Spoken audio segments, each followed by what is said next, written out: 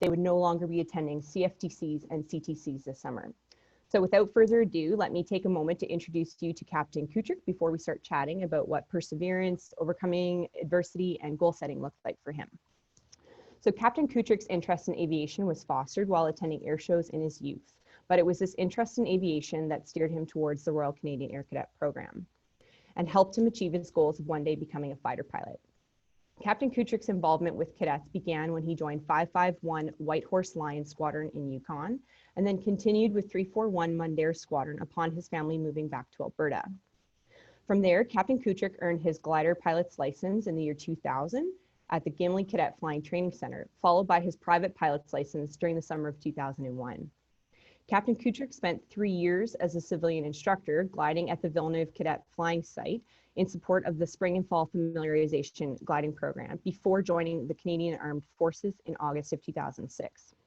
In 2008, Captain Kutryk began his military flight training and graduated in May of 2012 with his Royal Canadian Air Force wings from the Euro-NATO Joint Jet Pilot Training Program at Shepherd Air Force Base in Wichita Falls, Texas.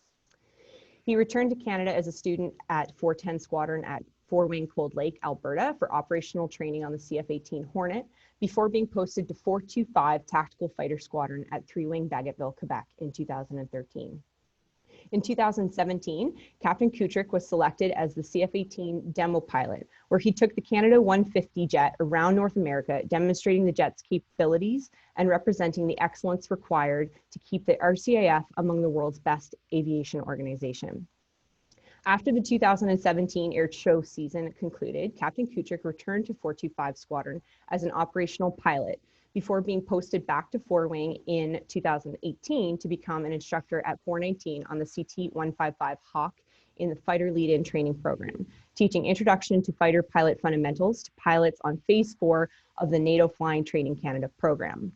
As a result of his experience as a tactical electronic warfare instructor, Captain Kutryk also has the distinct privilege of maintaining his currency and aircraft captaincy on the CF-18 Hornet at the same time, something that very few pilots in the RCAF can say. This resulted in his being selected as the lead instructor on the RCAF Tactical Electronic Warfare Instructor Program in 2019. As of 2020, Captain Kutryk continues to serve with 419 Squadron, passing along his knowledge and skills and motivating young pilots to excel. With that, thank you, Captain Kutryk, for joining us this evening to talk to cadets about your experience. Thank you, Ashley. Thanks for that very flattering introduction. It's great to be here. I love taking every chance I can to stay in touch with the Air Cadet program.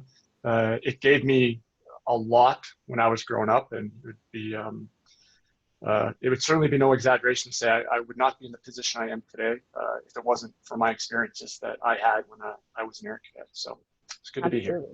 Well, that's a really great segue, because I wanted to start by talking about goal setting, because I'm sure you wouldn't be here if it didn't all start with a goal.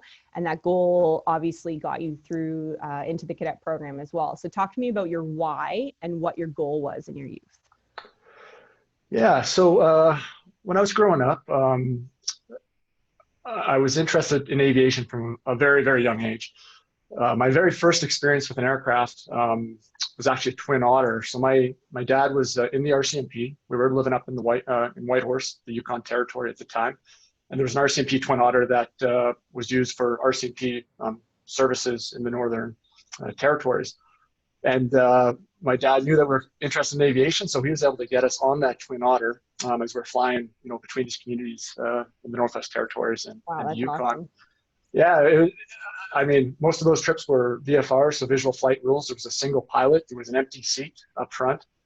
So to get up there, I was probably 7, 8, 9 years old at the time. Feel what a twin engine turboprop aircraft felt like was certainly an inspirational experience for me.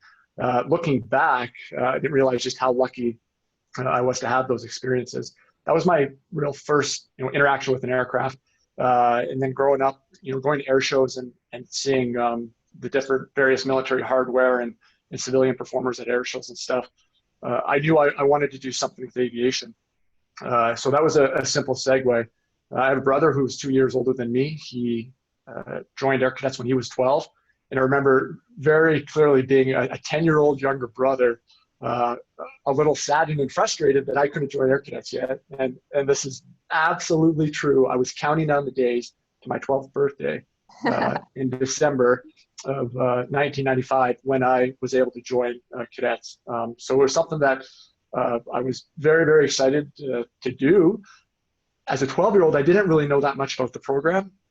But as I got more and more involved with the cadet program over my junior high and high school years, I realized that that it was it had some substantial value there, and it was actually going to have an effect on where I was going after high school.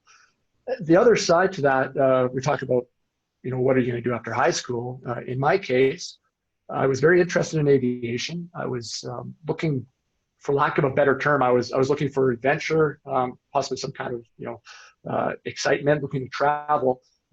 And growing up, within an RCMP family, there was a component of, I guess, citizenship or service to community and service to country there. So in junior high and in high school, I was very interested in aviation and serving my country. So in that case, the options quickly pointed at the Air Force. That's awesome. And so that goal was always the Air Force, even just as a 12-year-old when you joined cadets. Yeah, no, I mean, if we had a time machine and were to go back and ask a 12-year-old version of me, what are you going to do when you grow up? I'm not sure what my answer would have been.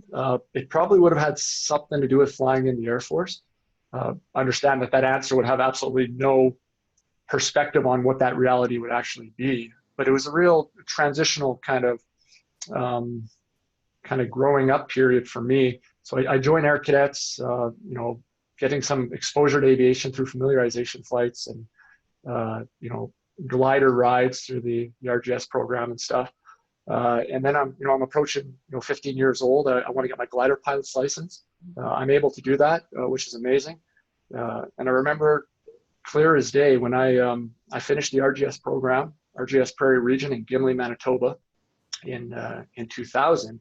I thought this is awesome. This is what I want to do, but I kind of want to go higher. I want to go faster. I keep wanting moving forward with this, and it was a very simple decision. I want to do power, and as I got my private license, I was very, very lucky to have that experience. As I was approaching the end of my high school career, I knew that aviation is where I want to be involved, and I wanted to possibly fly some higher performance aircraft and kind of take this thing to the next level. So that led me to have a very particular and a very detailed goal of becoming a pilot in the Air Force. I could say by the end of my probably grade 10 or so, I had my mind made up and I was committed. I had set that goal to become a pilot within the Air Force. And you actually did your commercial license as well, right? I did, yeah. So, a bit of a backstory there, but this is certainly relative to the conversation we're having. So we're going to talk about goals, and goals are important. No one is ever going to say that it's not important to have goals, but I, through my own experience, have learned that simply having goals with nothing else substantiating those goals or no other kind of process or plan in place can leave you in a position where you're not actually setting yourself up to accomplish those goals. So I had a goal of being a pilot in the Air Force, as I said, and once I committed to that goal, I pursued that with a lot of enthusiasm and a lot of energy. When I was in grade 9, I switched high schools I was going to. So I had a chance to go to another school that had a French program. We were living in rural Alberta at that time. And I knew that I wanted to join the Air Force. My plan was to go to RMC, Royal Military College in Kingston.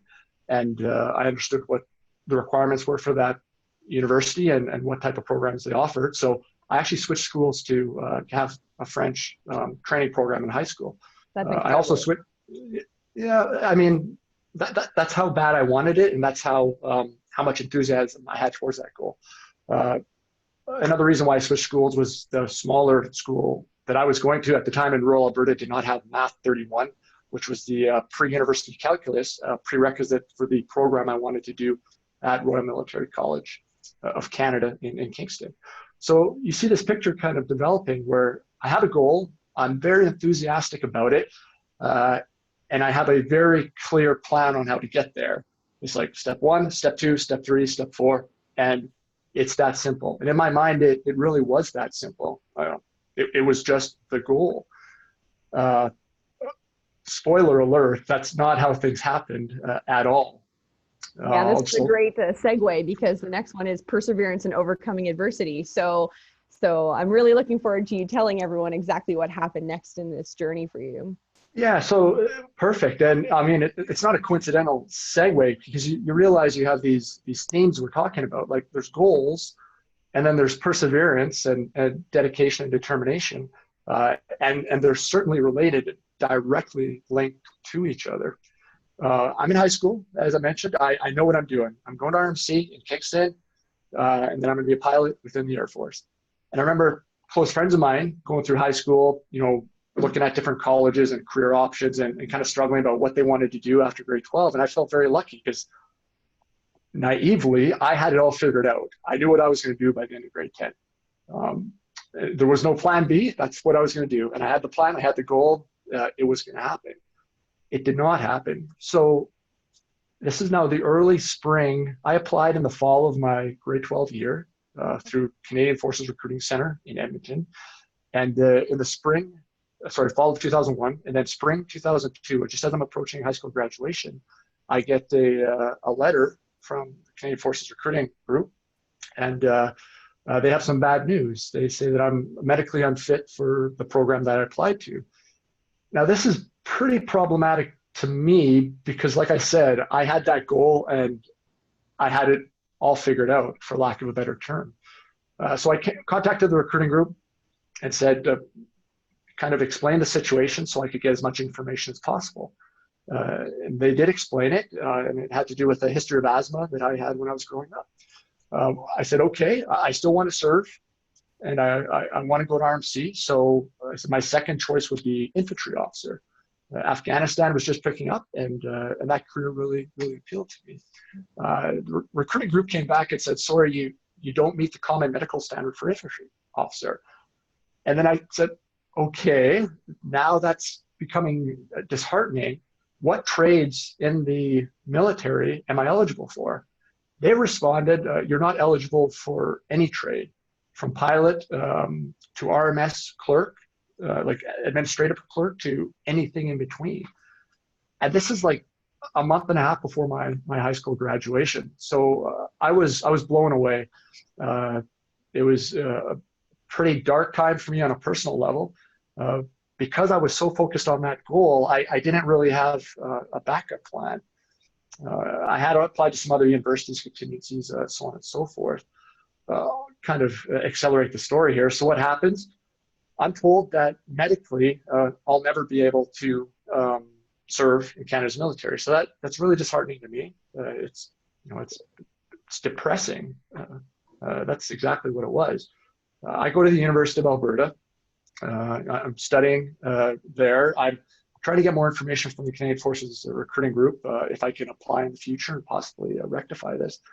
But I'm kind of coming to terms with giving up on this dream that I've had since childhood, essentially. And there were periods of time when I thought, yeah, speaking to myself in first person or second person, like, you're pretty naive. You should have seen this coming, and get over it and move on, kind of thing. But I had a really hard time accepting that, because deep down I had that interest in aviation. I had that interest in serving my country. So while going to the University of Alberta, I contacted a few different respirologists, talked about, hey, what would I actually have to do to meet the enrollment standard for pilot? And I remember the one respirologist at the University of Alberta, gave me some advice and some techniques, and it certainly wasn't easy. A lot of it was the stuff that I was working on my own. endurance exercise, points where I'm literally training myself to hold my breath underwater.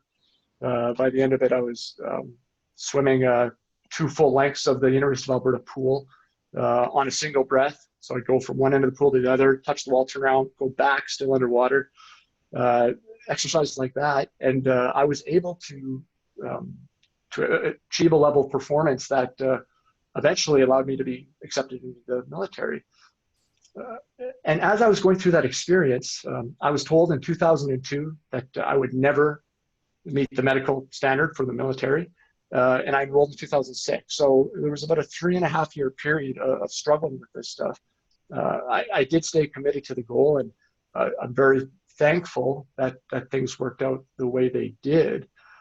Now, just a few words on perseverance, though. That was a very valuable learning experience for me, because while I was going from that point of being ineligible for medical reasons to apply to the Air Force to actually getting in, it reframed my perspective on goals and how I saw goals.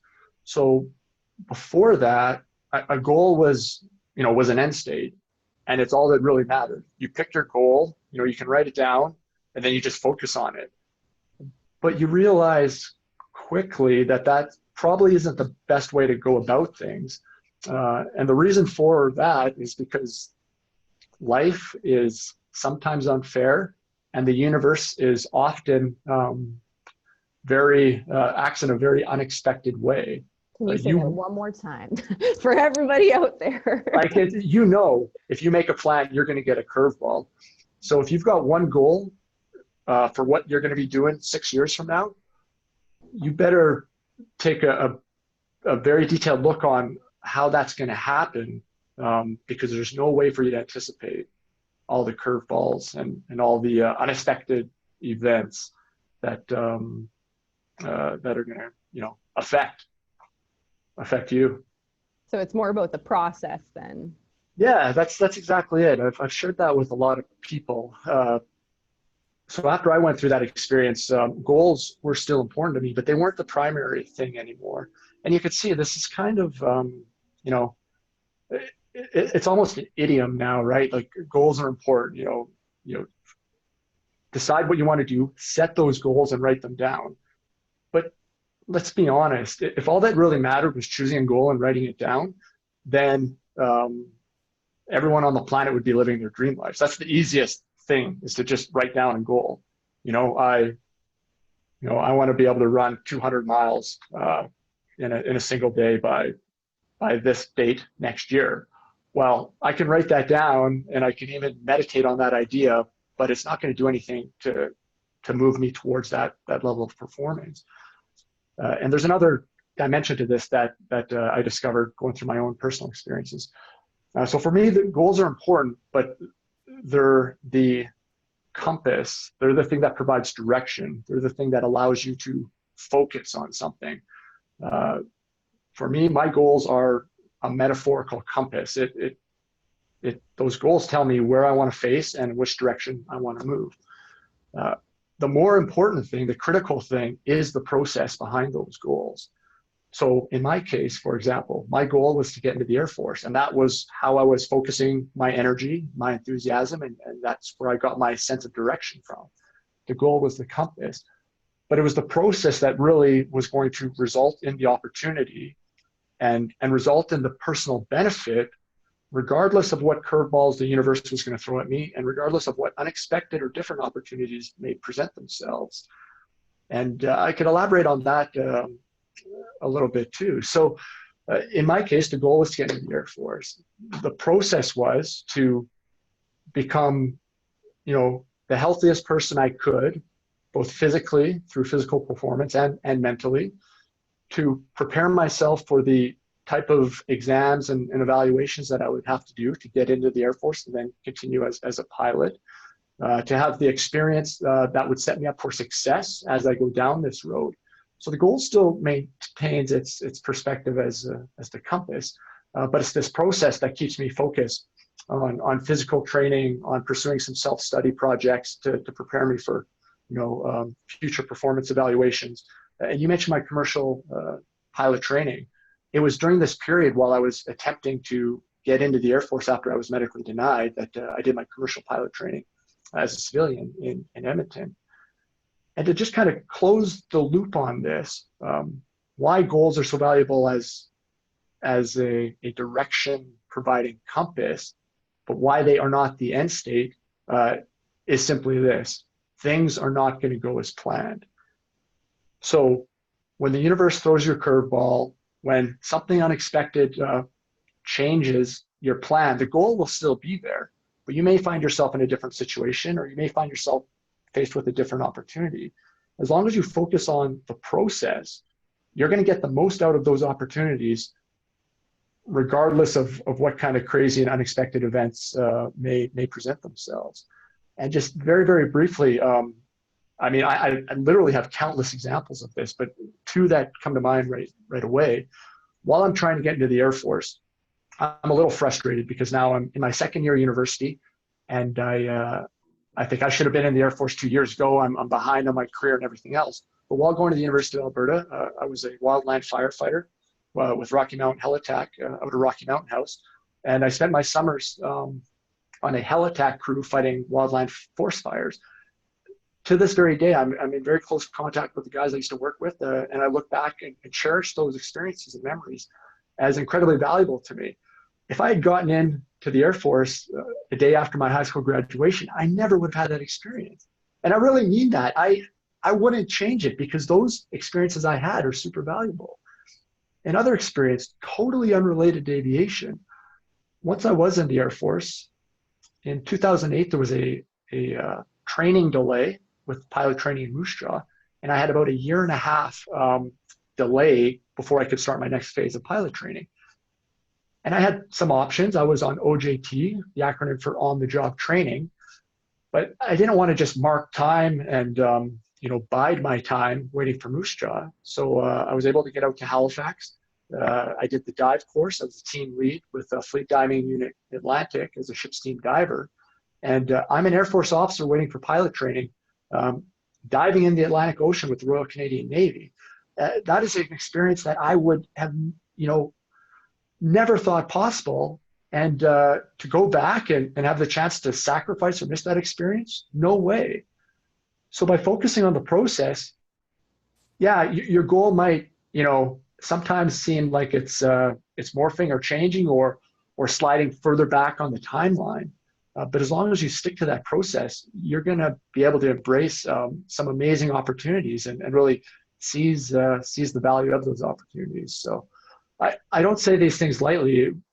Those experiences that I have had really did change the way I see goals and the importance of the process towards those goals.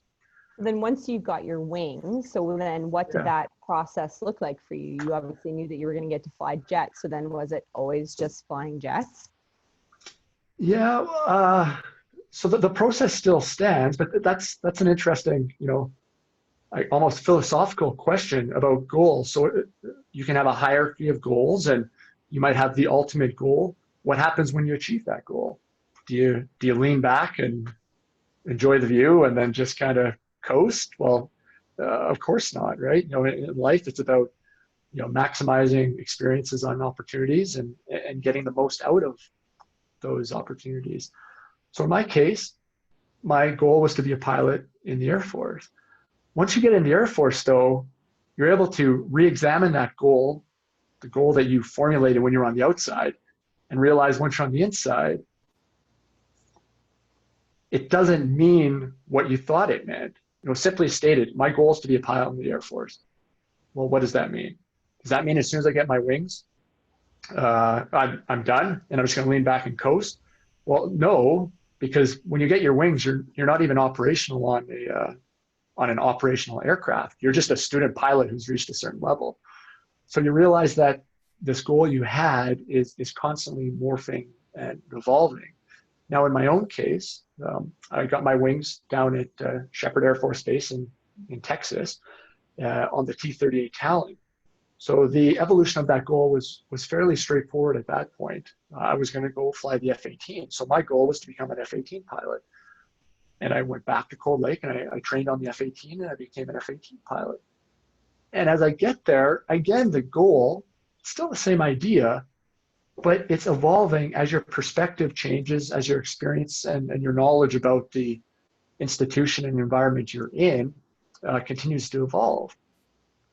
When I finished the F-18 qualification course in Cold Lake, I was qualified to fly the F-18. I could land, take off, fly across the country, but that's really it. The mission set of the F-18 is quite broad, and landing, taking off, and flying from one point to another has very little to do with that mission set. So again, the goal evolved. You go to a squadron, you're a junior wingman on squadron, and you start what's called a combat ready upgrade. And you work towards that, and you eventually reach a point where you can deploy as a combat ready pilot. Shortly after that point in your career, the goal shifts and evolves again.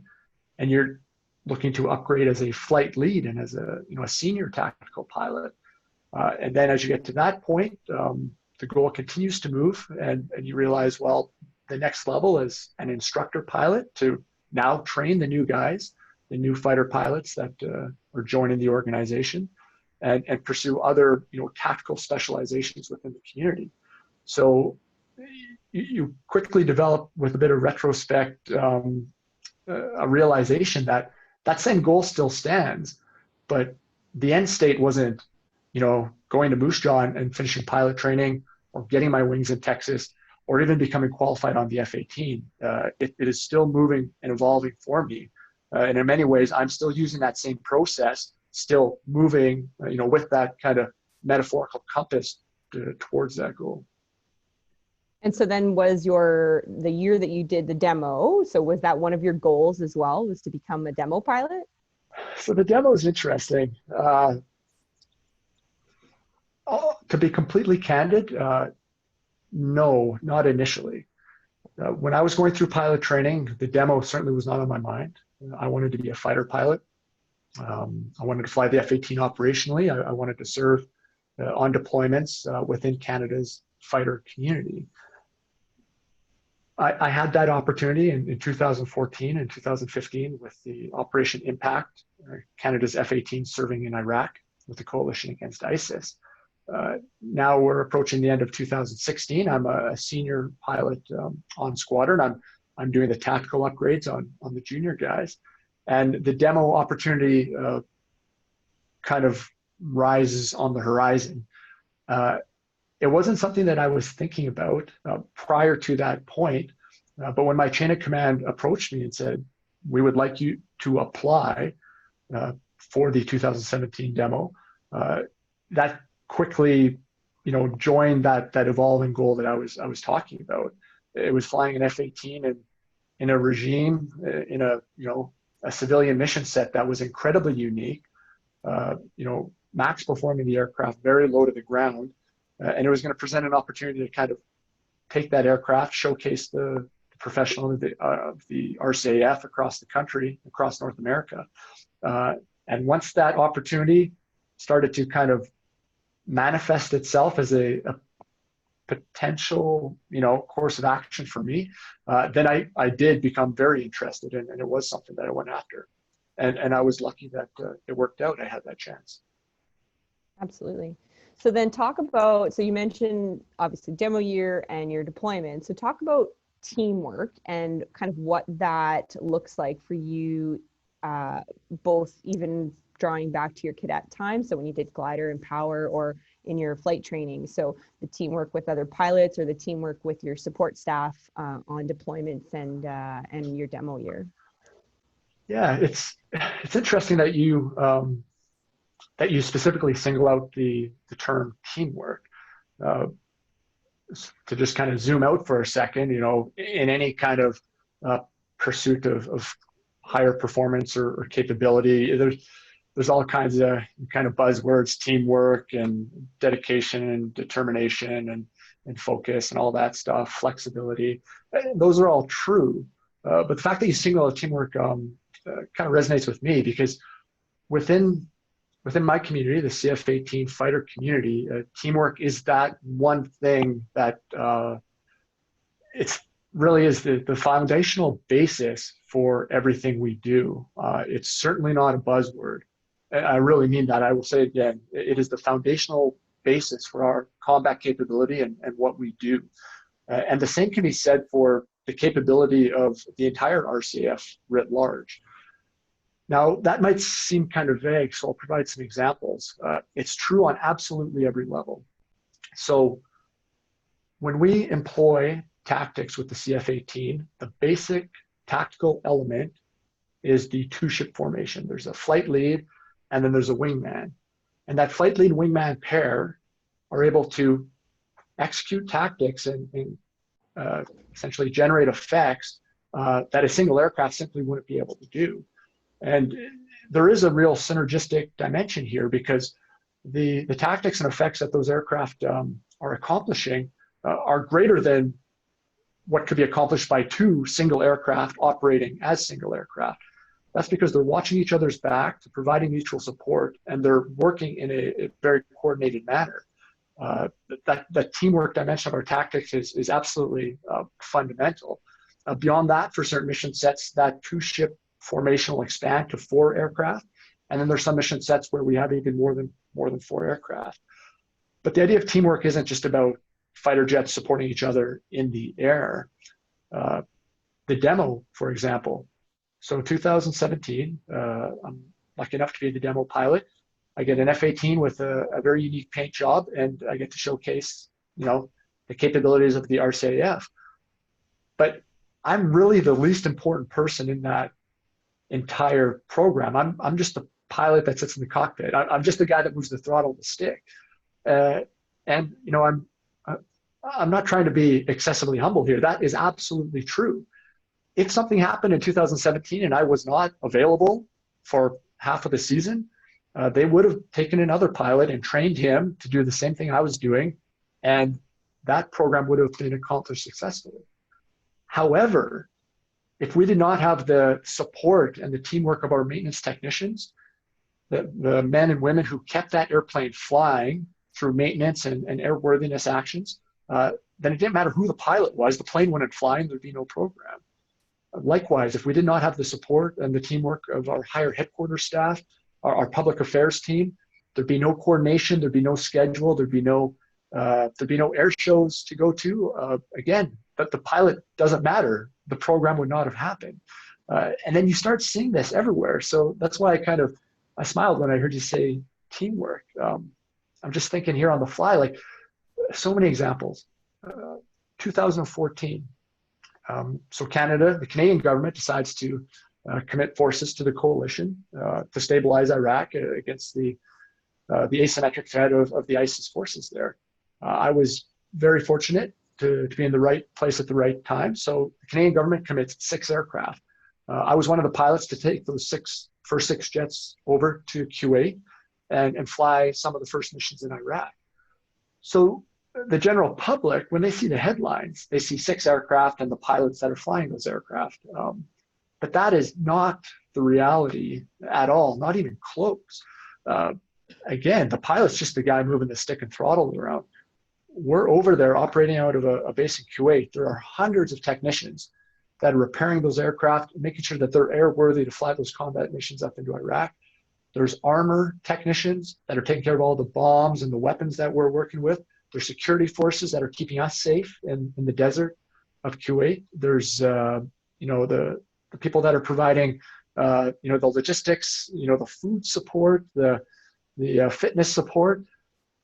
2 aircraft flying a combat mission in Iraq are supported by this pyramid of hundreds of people.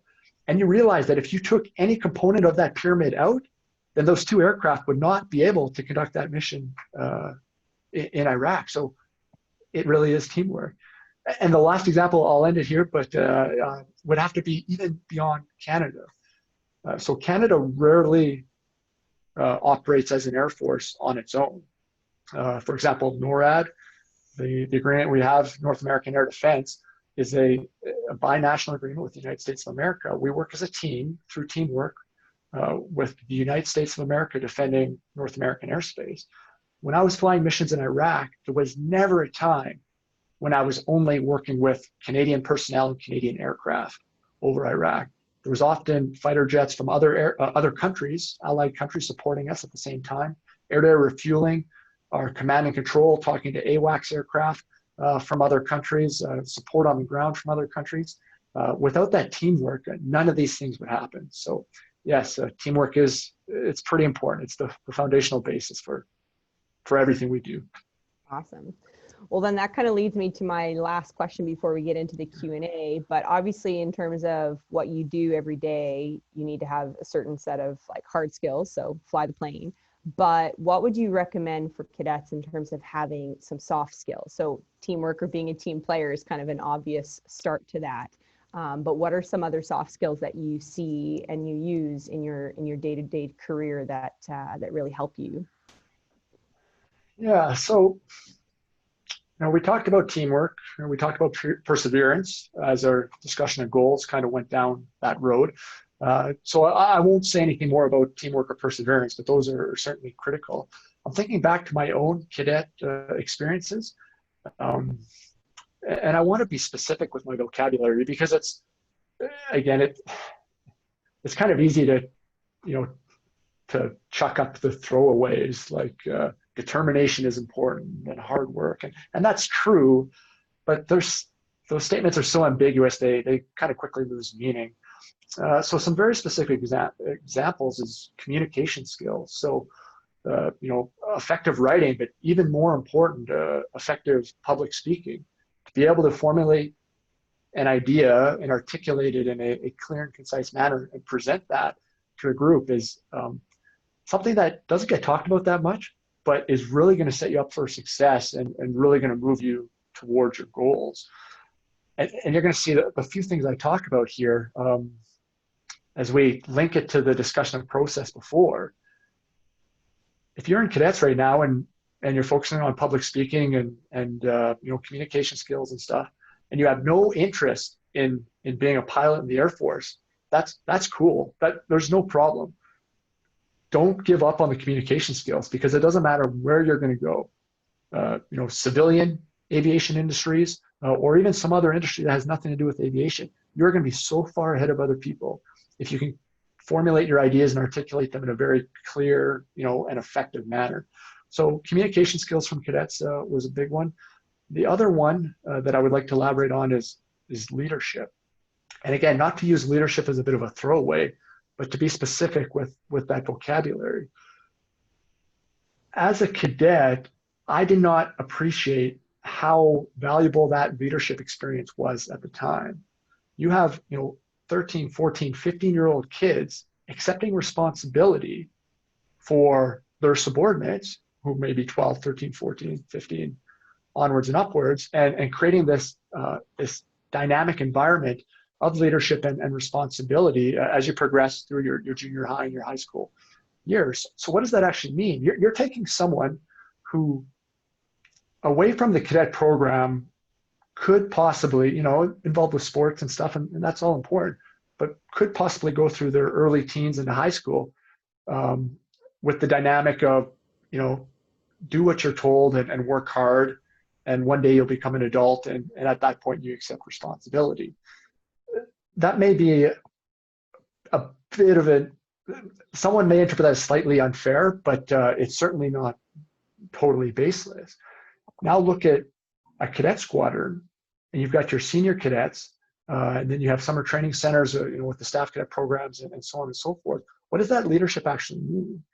You have young people, adolescent teenagers, accepting the responsibility for other people, accepting responsibility for the performance and the success of other people. That is absolutely huge. It's going to give you two things. One, the natural leadership ability of working with subordinates and the dynamics that come with that, so that as you transition out of high school into the quote unquote real world, you're going to be way ahead of everyone else, because leadership is huge in every component of,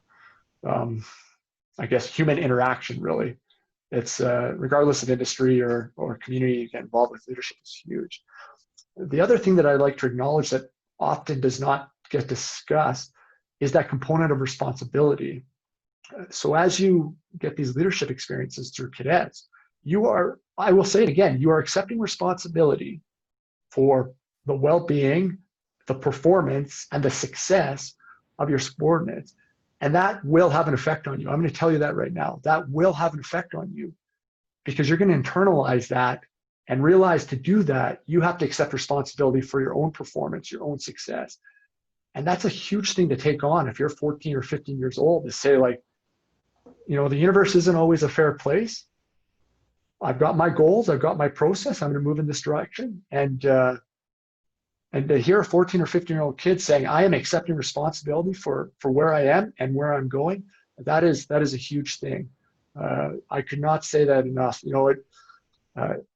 It may sound hyperbole to a younger person listening right now, but I'm telling you it's not.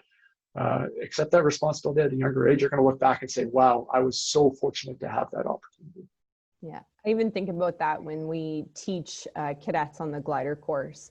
I mean, you've got a 16-year-old cadet that's, again, accepting that responsibility, that's going solo for their first time or coming back after the CFTC, back to their home units, back to the CFSs. And you have to prioritize your schoolwork, your cadet work, and come out to a CFS so that you can get flying. If you've got that goal in mind, it's, we've got a lot of adult staff that are around that are going to help you make that happen. So it's just a matter of taking responsibility for your actions and being able to get out there and see that goal through. So yeah, that's fantastic.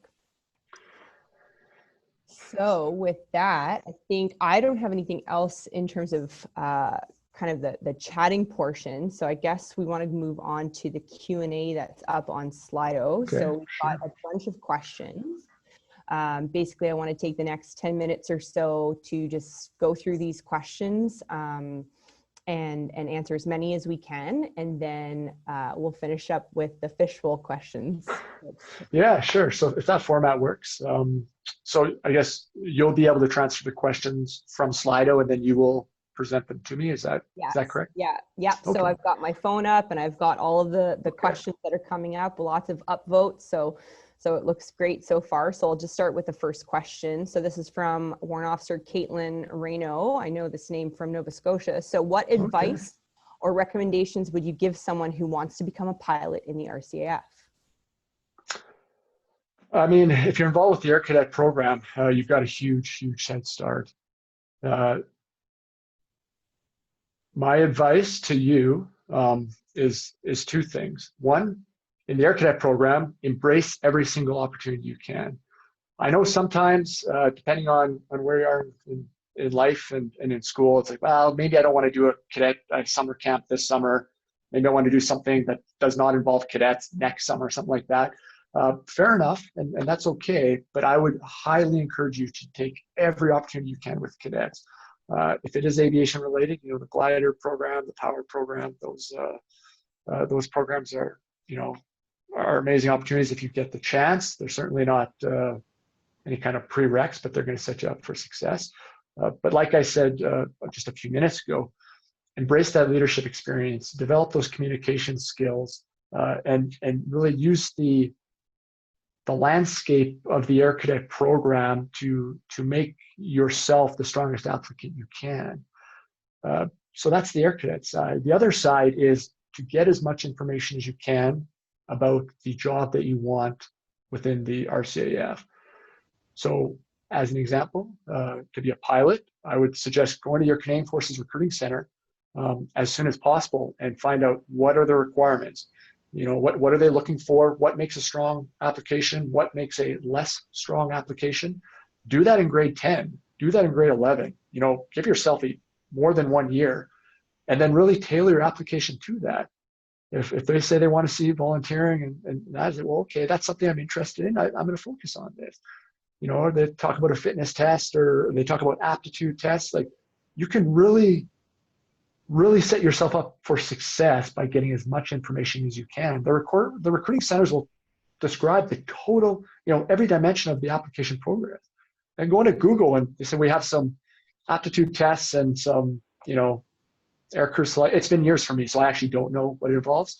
But whatever they tell you, go into Google and find practice tests and talk to other people who have recently joined the Air Force and just get as much information so that you can present the strongest application you can when you do come to pull the trigger on that. That'd be my advice. Cool. Good question, Warrant Officer Reno.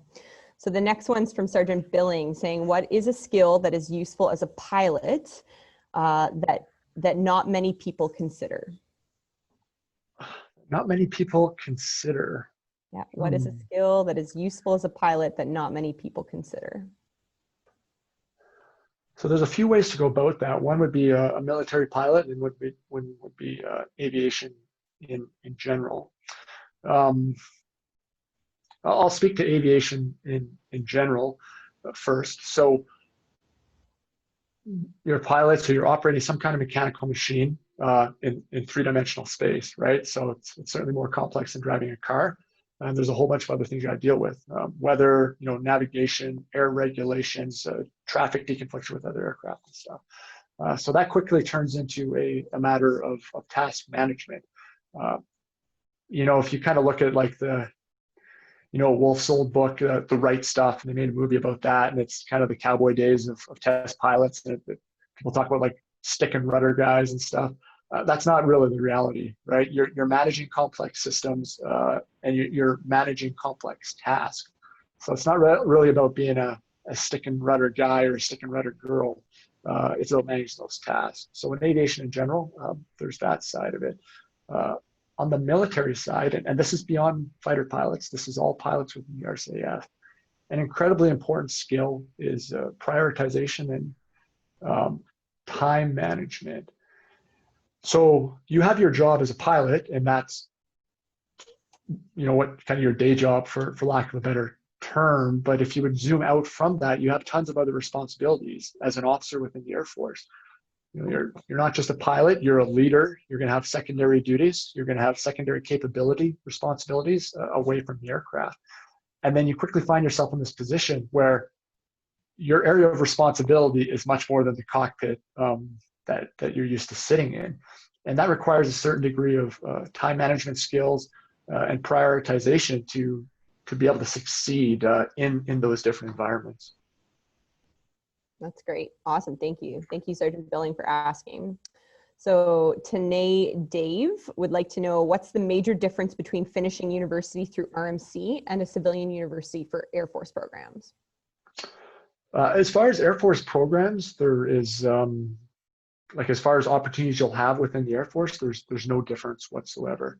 And again, I have to state, full disclaimer, I went through the process several years ago, and I'm not totally familiar with the latest status and programs as far as the Canadian Armed Forces Recruiting Group is concerned. But, I fly the F-18. Some of my colleagues are RMC graduates. Some of my colleagues are civilian university graduates. It has no impact whatsoever on the opportunities you'll have within the military and beyond the Air Force. It's the same for the Navy and the Army. RMC is a very unique program where you get military training and leadership and some really, really cool and unique opportunities that people at civilian universities don't have. Conversely, though, it's not a one-sided argument. There are certain advantages to going to a civilian university as well. So it's a matter of assessing, seeing what programs are available, and then kind of pursuing what best aligns with your goals and your interests. Just to kind of close the loop on that, so there are several different programs to apply for the Air Force, and one is ROTP, which is the Regular Officer Training Plan. People that are going to RMC as RMC cadets, they are on the ROTP program. A lot of my colleagues were ROTP applicants who went to civilian universities. So in that case, the Canadian government sponsored their university education at a civilian university simply because of the capacity limitations at RMC. But by no means is that the only way to get into the Canadian Armed Forces or the Royal Canadian Air Force. Several other programs, direct entry, people who complete their degrees before, people who join with a partial degree with a commitment to complete that degree at some point later in their career, so on and so forth. So to bring it back to the previous answer, talk to your recruiting center and get as much information, and then decide what most aligns with your goals. Perfect.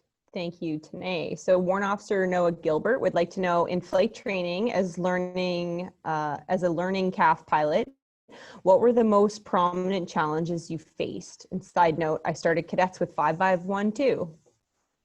Huh. What was the name on that? No kidding. Warrant Officer 551? Noah Gilbert. Yeah. Warrant Officer Noah Gilbert. I'm wondering, I'm not sure how you go back and forth. So I'm going to start answering that question. But Warrant Officer Gilbert, if you're listening, let me know if you were with 551 in 2017. I had the honor and opportunity to be up there for your annual inspection in June of 2017. So we may have actually met. As far as skills required for the challenges of pilot training is not easy. Sometimes when I say that, people get the wrong idea, because it's a challenge, and it certainly has a certain time scale component to it. It's a long training process, but you realize once you make it through it that every single person who's flying the F-18 or flying the C-17 or flying the Griffin or any other aircraft within our Air Force started pilot training as just a regular person, and probably thought at some point that they didn't have what the guys and the women on the other side of the training program had. So we're all just regular people, and by no means should it be intimidating. The tool that I found most important going through pilot training was that perseverance and that, I guess, dedication to a process that continued to move me forward. And the reason for that is you will have setbacks. There's going to be times in pilot training where you have a bad flight or a bad evaluation, and that's going to affect your self-confidence or your self-esteem.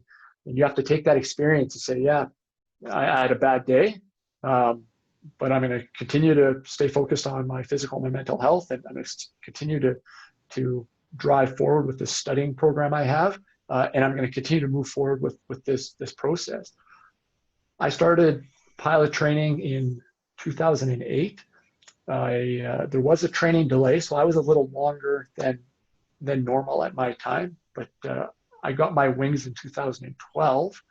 I was operational on the F-18 as a combat-ready pilot in 2013.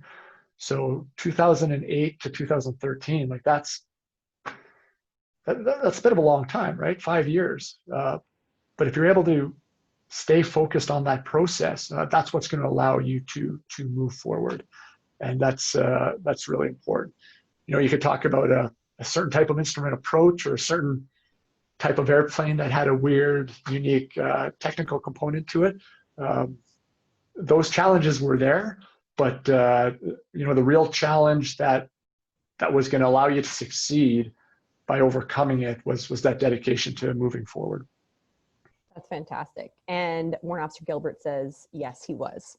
I remember that. Yeah. So we got you guys, we had the final inspection, and we got the squadron down to the aircraft on the ramp at the airport in Whitehorse. And that was awesome. I just got to throw it out there. So I was in Whitehorse, right, as a kid growing up, as I said.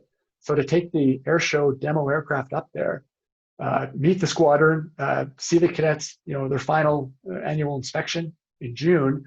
I'm flying the air show routine, and as I'm coming to land after my last maneuver, I'm in the turn at the Whitehorse Airport, and I look down and I see the house that I grew up in, because we were in a subdivision right near the airport, and it was very nostalgic, because I grew up in a bedroom in that house with posters of F-18s on the walls, and if you were to go tell that 12-year-old kid, in 1995, that someday you might be an F-18 pilot flying an air show F-18 over this very same house, as a 12-year-old kid, I will tell you, I would not have believed you. So awesome. Warrant Officer Gilbert, good to see you on the chat tonight. It's awesome. Cool. So the next question is from Flight Sergeant Kendra Hammond. So I believe I recognize that name from Calgary. So what's the best course to apply to if someone wanted to become a pilot in the RCF?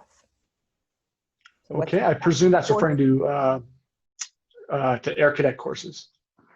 Okay. Yes. I was even thinking university courses, but you can answer both.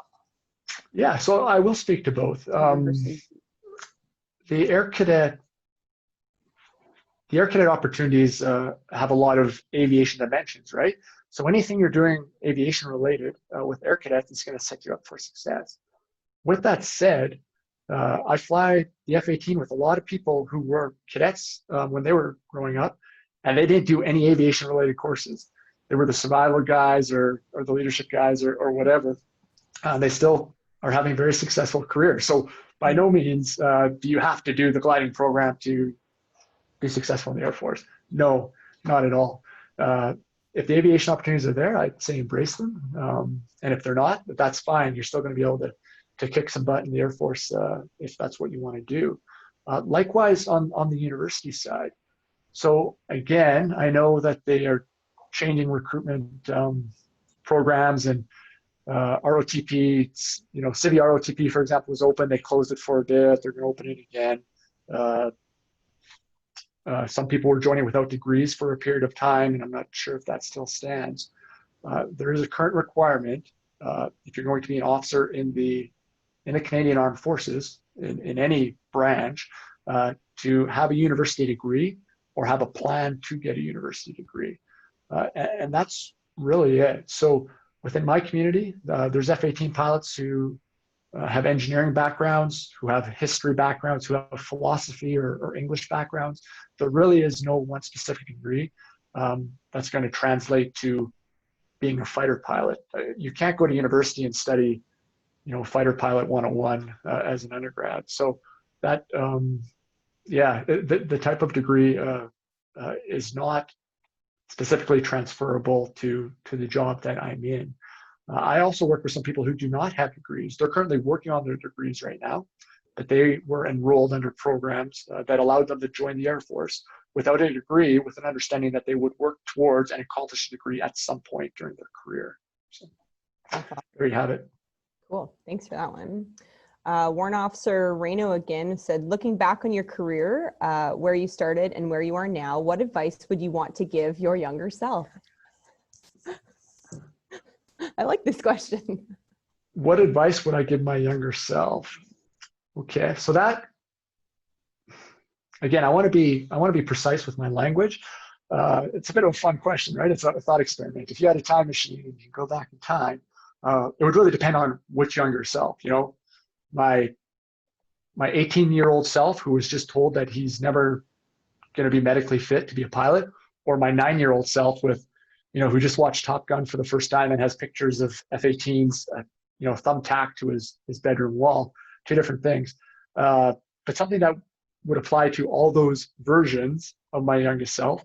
We'll talk about the 9-year-old kid. So if I could go back and meet my 9-year-old self, I would tell him, it is not going to go the way you think it is according to plan, but it's going to be totally worth it. And I would leave my younger self with that. Awesome. Jonathan Cote, if you know about it, could you please tell us the process to get to test pilot school? Yeah, sure. I know quite a bit about that, actually. It's funny you ask. Okay, so Canada does have qualified test pilots within our Air Force, and there are qualified test pilots within each community. So there are qualified test pilots within the fighter community who fly the F-18s and other jets. There's QTPs, experimental test pilots flying the helicopters, the multi-engine, the larger aircraft as well. Any type of airplane we have in our Air Force has test pilots within that community. Right now, there's 3 different test pilot schools that Canada is currently sending candidates to. One is the U.S. Air Force Test Pilot School, located down at Edwards Air Force Base in California. The other is the U.S. Navy Test Pilot School, located in Pax River, Maryland. And then there's Empire Test Pilot School, which is located over in the United Kingdom. If you want to become a test pilot, it's a process. As far as steps go, first you have to get into the Air Force. Then you have to become a qualified pilot within the Air Force. Then you have to reach a certain tactical and experiential level within that community, and it depends on your community. On the F-18 side, there's a series of qualifications you have to have, and you have to have so many hours and experiential qualifications with that. Once you have that, you can apply to what's called AT, which is the department of our Air Force that manages experimental tests. It's the Aeronautical Engineering and Test Establishment. It used to be in Cold Lake. They've moved it out to Ottawa recently. And then if they like your application, they're going to submit you to a fairly rigorous math exam, and then to a flying experimental test pilot evaluation, where you fly different aircraft with a qualified test pilot, do a series of practical exercises. And from that selection phase, they will pick successful candidates to send on exchange. It's really just the beginning once you're selected as a candidate through that process. Once you are selected as a candidate, they will send you to one of those 3 schools, either U.S. Air Force Test Pilot School, Empire in the United Kingdom, or the U.S. Navy Test Pilot School. You'll go there, you'll do their test pilot course, which is about 1 year in length. And once that is complete, you will come back to Canada and work for AT, work for the Aeronautical Engineering Test Establishment as an experimental test pilot within the RCAF. Awesome. Cool. Thanks for that. Thank you, Jonathan, for that question. So Edward Hong would like to know, what are some advices that you can give for those that are currently in cadets? Anything to watch out for specifically? So that was advices? Yeah, advices. Okay. I mean, kind of bring it back to the points I talked about earlier, but it's really embracing those opportunities that the cadet program offers.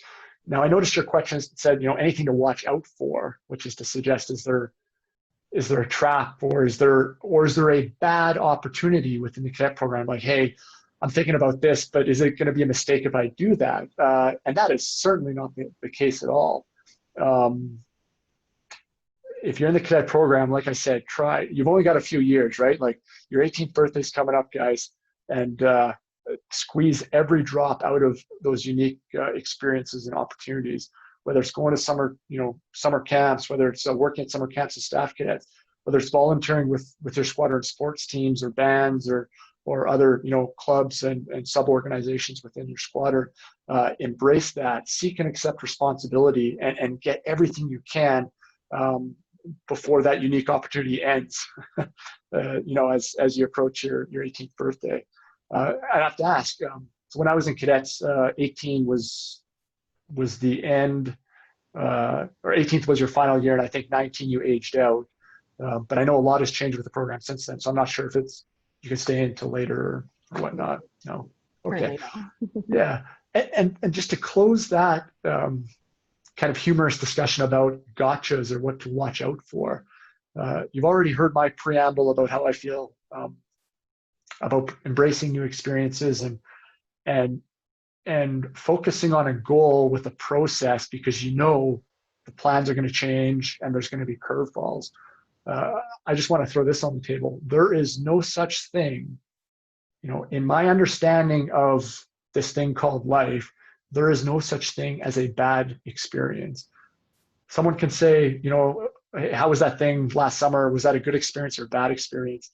That language of good experience or bad experience is so incredibly vague that it renders that point totally meaningless.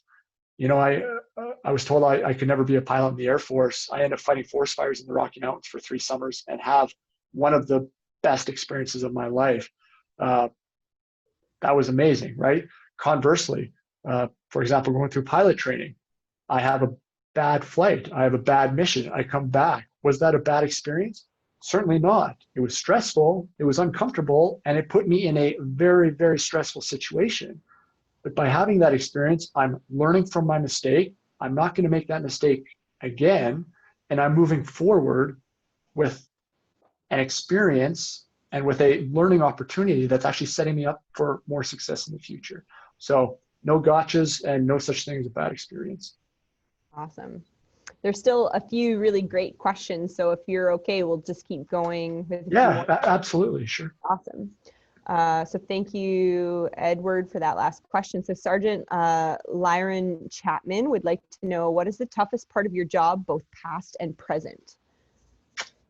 Toughest part of my job, past and present. Well, that's interesting because I've had a few different jobs.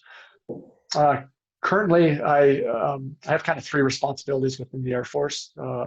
an instructor at 419, an electronic warfare lead with the CF-18 community, which is the second job, and then a bit of a ground responsibility as a senior electronic warfare instructor within the RCAF. The toughest part of my job right now is task management, that time management that I spoke to earlier, where it takes a very concerted effort to stay current in those three different environments, those three different domains, stay focused and make sure that I'm getting my work done and I'm performing as required. So that's the hardest part about my current job.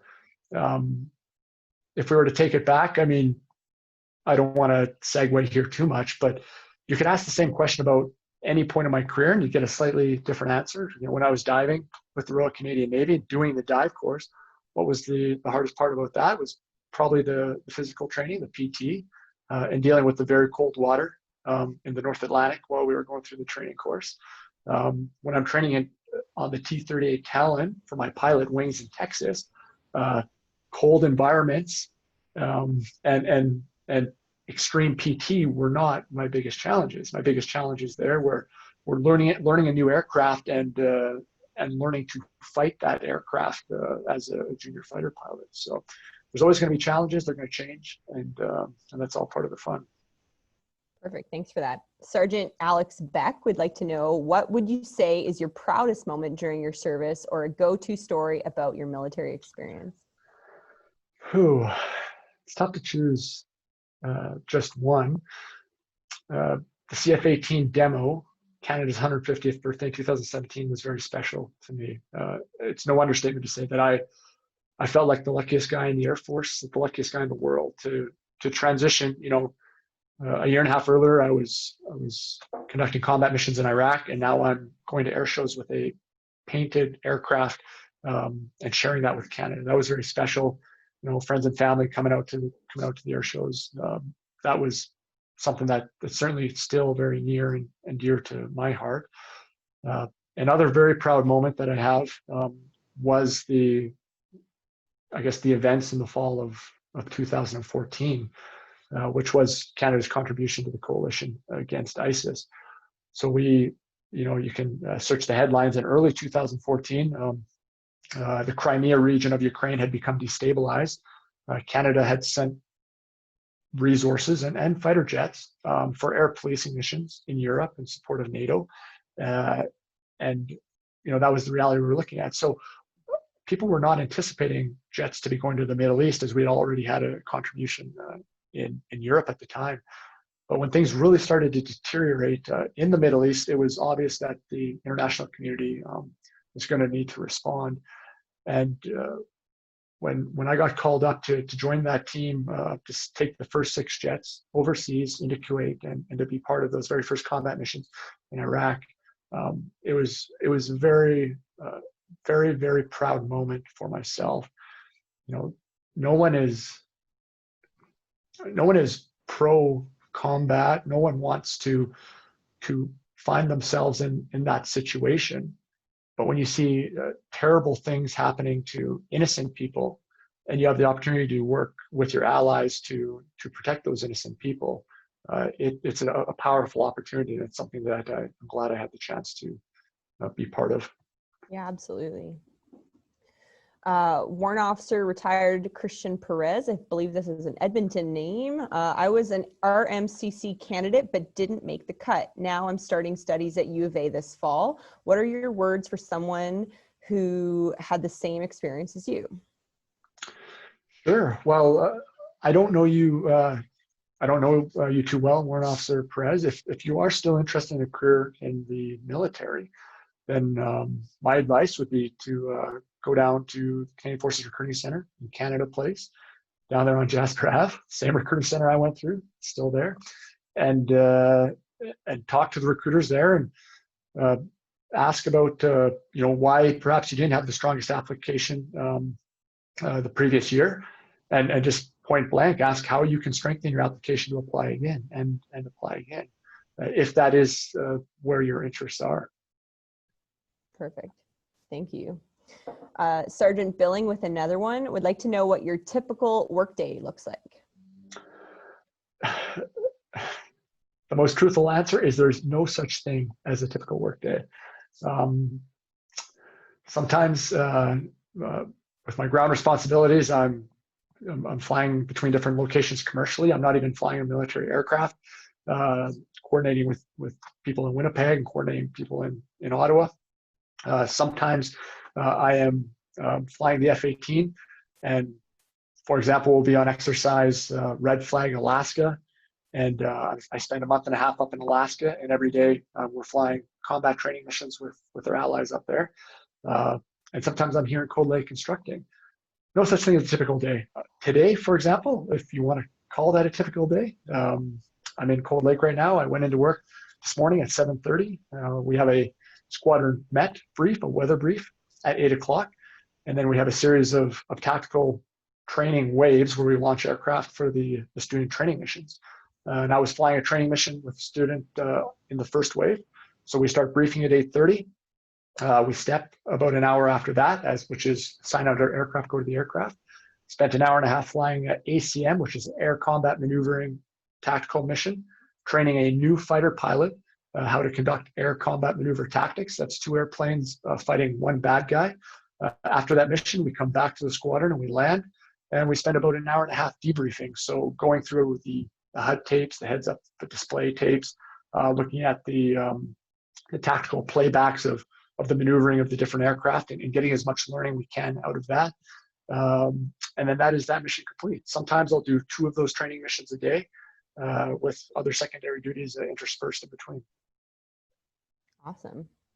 Good question, Sergeant Billing. So the next one is from an officer. So Lieutenant Navy Sean Costello says, what does your daily or weekly routine look to maintain your physical and mental health? Is it self-directed or more of a squadron or CAF community activity? Navy Sean Costello. How are you doing, sir? I know Sean very well. Very well. Good friend of mine. Out in Ottawa, I believe, if he's there right now. So there is a baseline physical fitness requirement for the military. They call it the force test. And it's evaluating comprehensive fitness. So there's cardio involved, there's lifting, there's dragging. It's kind of modeled over functional fitness, so lifting sandbags and moving heavy objects and short-term accelerations and sprints like that. So you train for that. As far as being a military pilot, you also have an annual physical evaluation. So you have to maintain healthy lungs, healthy heart, healthy cardiovascular system. Different pilots do that in different ways. So some guys I work with, they spend a lot more time in the gym than I do, which is a heavy lifting gym with heavy weights, so on and so forth. Some guys are more on the endurance side. They enjoy endurance sports, long distance running, cycling, so on and so forth. To speak to my own personal regime, I am trying to improve my endurance right now. So I focus on a lot of running, a little bit of spin bike, but mostly running. 5 days a week, I'll run 15 kilometers. And then 2 to 3 days a week, I'll be in the gym just doing CrossFit style calisthenics or lifting weights. That's my own personal regime. A lot of people have different variants of that. There is squadron related sports. So there'll be sports days and stuff. That's often more recreational than dedicated to focusing on a specific fitness goal. As far as personal fitness goals, within my immediate community, most people are working out on their own. Cool. And what about mental health? That was the I guess part 2 of that question. Yeah, perfect. So that's very important, and I'm glad you bring that up. So mental health is certainly critical. It's often overlooked, right? People think, well, how far can you run? How fast can you run? How much weight can you lift? But you realize that mental health is absolutely key to human performance and success. So that's about taking time for yourself. That's about taking self-care time and making sure that you are listening to yourself and taking care of yourself mentally. On my side, my personal experience, I enjoy reading. I don't watch a lot of TV. I don't. I'll throw this out there. I don't actually own a TV. listen to a lot of podcasts, read a lot of books. I really enjoy the mountains. So up here in Cold Lake, I try to get down to the mountains to do some backcountry skiing or mountaineering whenever I can. That really seems to kind of reset me psychologically. So that's what I do. But everybody's different. But whatever you need to decompress and de-stress and take care of yourself mentally, that's absolutely critical. Yeah, I feel like that should have been one of your recommendations earlier. Like, okay, kids, what's that? Television. Oh, I thought you were talking about the mountains. No, that too. That too. It's like, throw out your televisions. There's nothing wrong with TV as long as you don't let it control your life. Yeah. Don't tell their parents that. Okay, so Flight Sergeant Loxham would like to know, do you have any tips for people when they are going through interviews or public speaking to make the most impact possible and be compelling? Yeah, so there's two dimensions to that. One, like anything in human performance, it's an evolutionary, like it's a process that's constantly evolving, right? So the first dimension is preparation. If you're going in for a job interview, or you're going to be making a speech, or like speaking at a wedding, for example, or a public speaking competition, it really doesn't matter. Whatever you're doing, decide what you're going to talk about and prepare for that. And that's not about memorizing pages and pages of typed notes verbatim. And it's certainly not about taking pages and pages of notes and reading them verbatim. It's about preparing in a manner that allows you to focus on the themes you would like to talk about, developing the vocabulary that's going to allow you to articulate those themes and actually speak about them in a very concise and compelling way. And then to practice the actual presentation itself. And when I practice public speaking, every time I practice, it's slightly different. I don't like speaking with notes. As far as my memory goes, it's certainly not photographic. So my speech in my mind is a series of bullet points.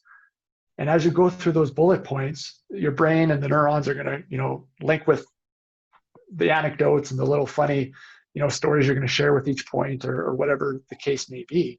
But no kidding, every time I practice, and I do for speaking engagements, the version that I present is slightly different because I'm not memorizing verbatim, but I am putting a lot of practice, a lot of effort into that practice to make sure that I'm prepared. On the other side, after that's done, take feedback from people and, be open-minded, and there's no egos or pride on the line. Just ask your closest friends that are going to be honest with you, like, hey, how was that? What could I have done to make that better? If things are getting recorded, it's always awkward listening to yourself speak after the fact, or watching a video of your own public speaking engagement.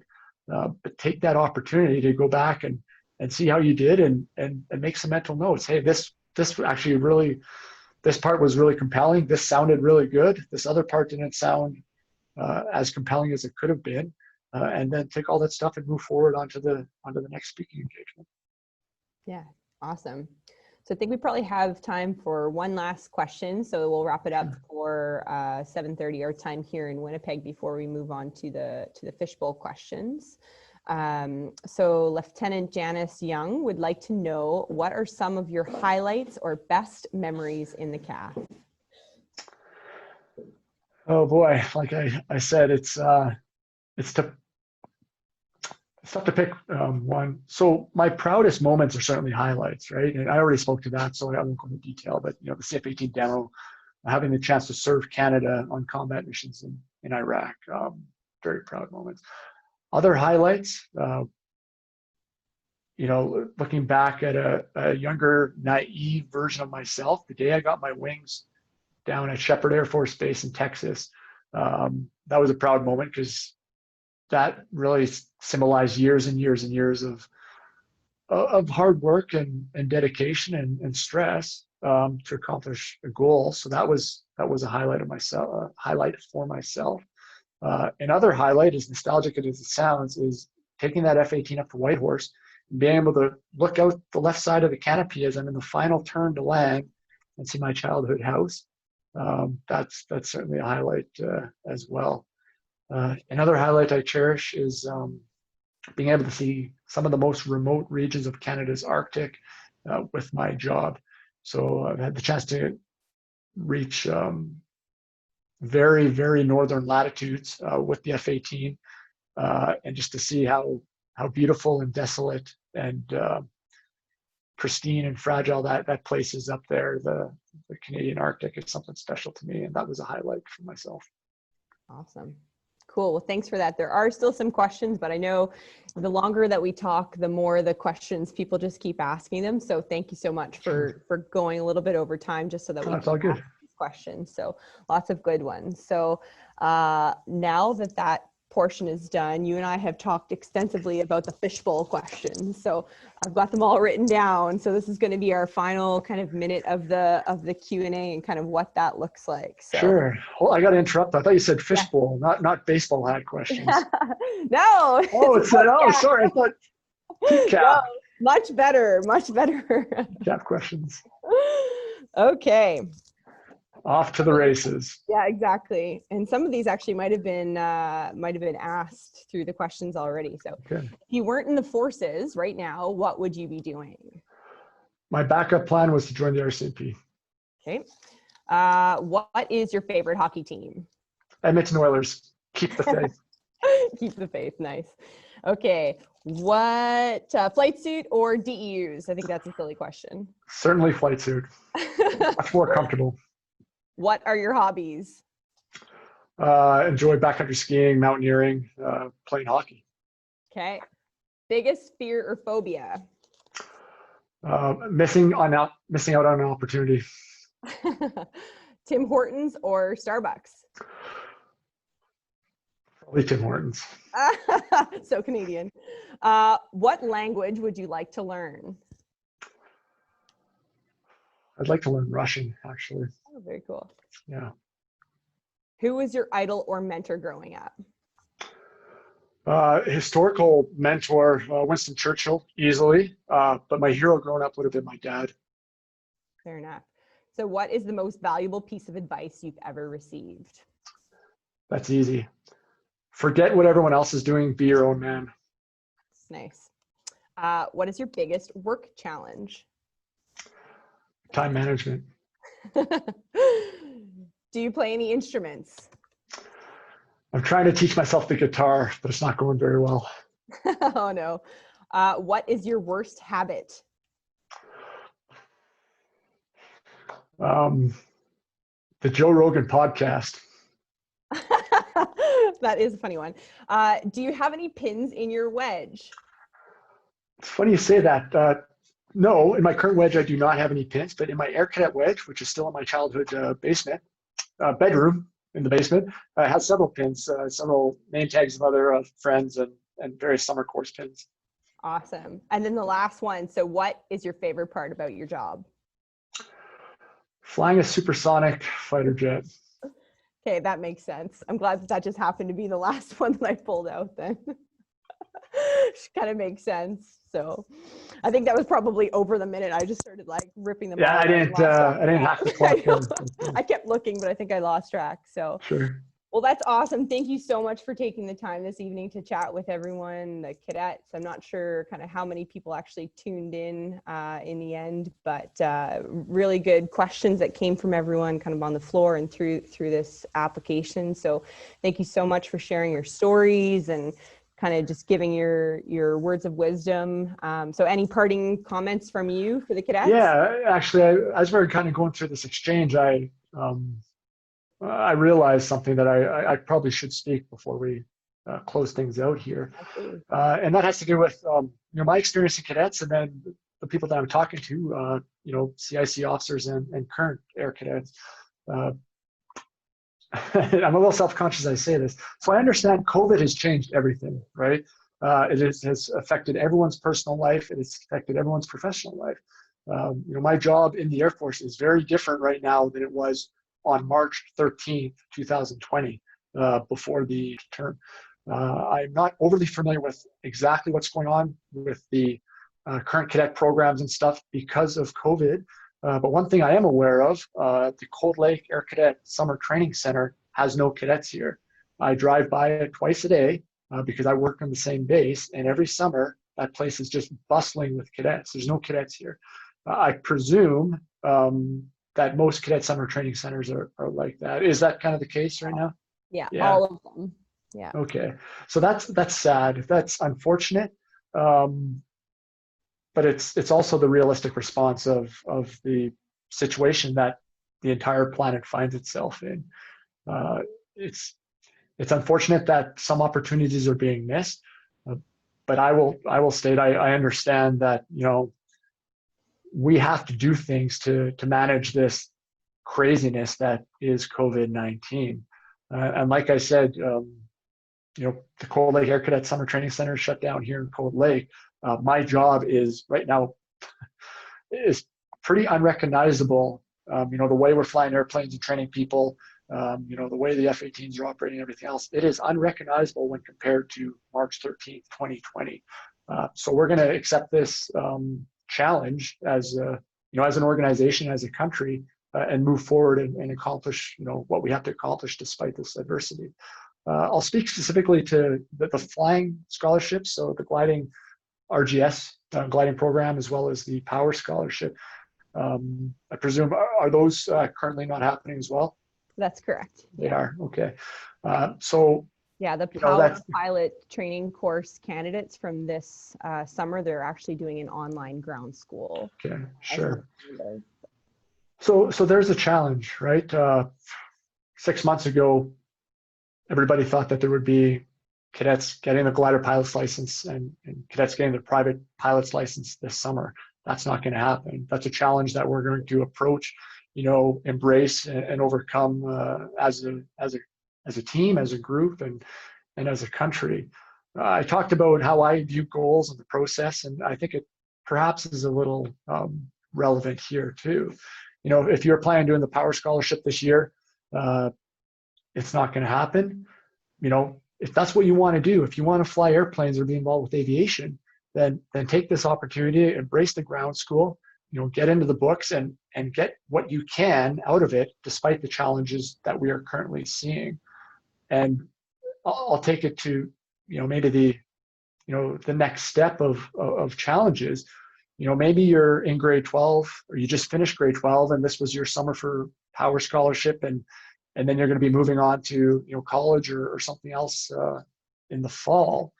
If your interest is in aviation, don't let this opportunity, you know, this challenge change your goal or change your process. It really is unfortunate that we find ourselves in this reality, but by no means can the fact that COVID-19 is affecting cadet summer training this summer, by no means should that change what your goals and your own personal process for achieving those goals should be. You know, it's I told you I got a ton of curveballs myself, and I found them very frustrating at the time. But in hindsight, I was able to have experiences that were absolutely amazing, and in hindsight, I never would ever even dream of missing. So that's what I would, you know, kind of like to leave with you guys. Embrace the challenge and stay focused on that process, because we will get through this as an organization, as a country. Yeah, absolutely. Yeah. No, great parting messages. Absolutely. I think that's from the PAO team that's here. I know we've talked lots about that same messaging across the country. And so I'm very thankful that you were able to take the time tonight just to pass on those words to the cadets, because I think everybody needed to hear that. So thank you for that. Yeah. Okay. Well, thanks for hosting me. Slido, yeah, thank you. Thank you. So I think cool. we're good to end Slido then. Awesome. Bye, everyone. Bye.